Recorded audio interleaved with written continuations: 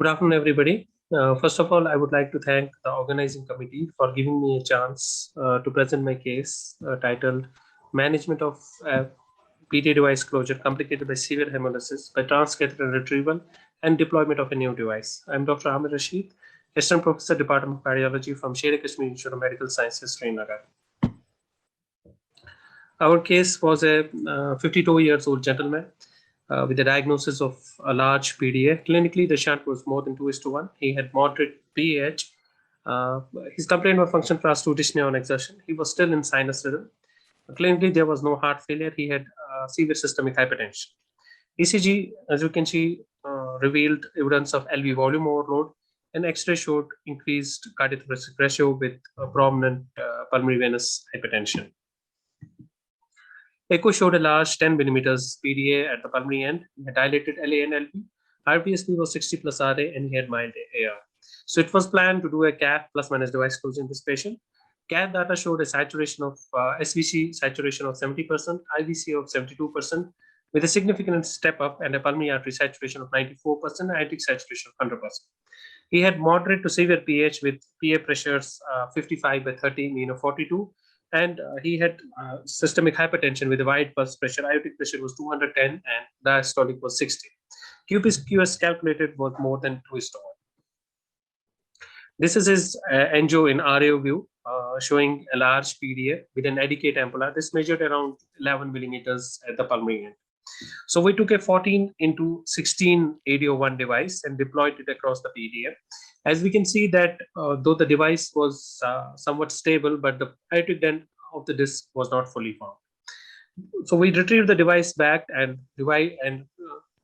deployed it again. But each time we deployed the device, it took the same shape. This is the angio in the lateral view.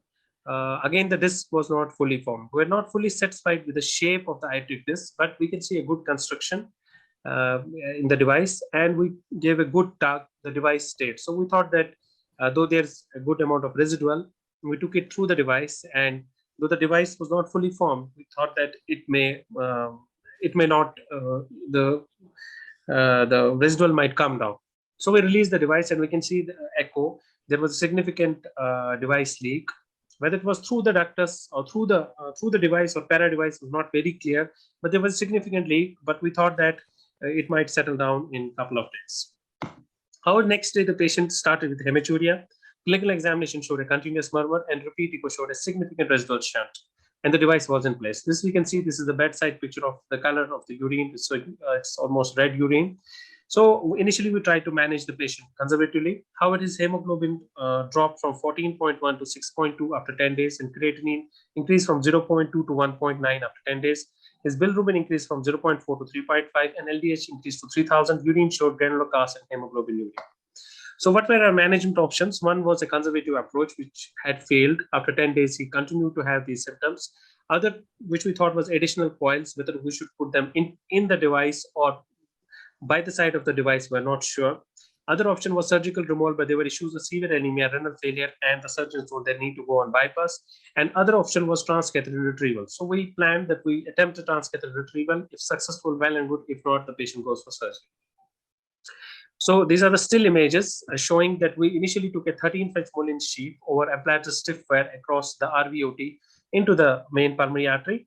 Then we took initially a 6-inch RCA guide inside the large Mullins sheath, and inside that we took a cable of delivery cable so that we could directly screw in the device. But we took different combination. We took a RCA guide, we took CLS guide, we took so many MPA guide, but we're not able to screw the cable in.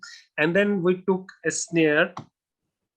Finally, we were able to snare it with an MPA catheter and a gooseneck snare. We were able to catch the screw of the PDA device and pulled it back with the gooseneck snare into the sheath. You can see the still image showing the device pulled back into the sheath. After that, again, it was difficult what to do next. Since the patient was quite angry with us that he was quite living 55 years of age, he was living happily with his PDA, but now we had done a good amount of misery to him by 10 days of hematuria, renal failure, anemia. But somehow we were able to convince him that we'll go ahead with another device because the shunt was significant. So we took it this time. What we planned, we took a double disc device. We thought that since the occlusion was not perfect, so we thought that this might help. So we took a 14 millimeters muscular VSD device and deployed it across the ductus. We can see a good constriction, although there is residual, but the device was fully formed. So we were confident that in this case, the leak, the flow, the residual flow will become less.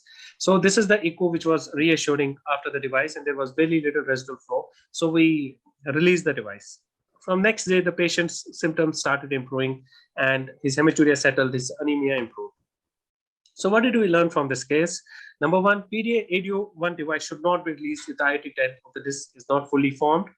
And hypertension should be corrected if the patient has any. Patient should be carefully monitored for hemolysis if there's evidence of residual shunt and given supportive treatment, diet, fluids, and blood transfusion. If conservative treatment fails, device needs to be retrieved. Transcatheter retrieval, although technically feasible, although technically challenging, feasible treatment and can avoid surgical procedure. Muscular VSD device is a good alternative to usual PDA device to close PDA, especially in adults. Thank you.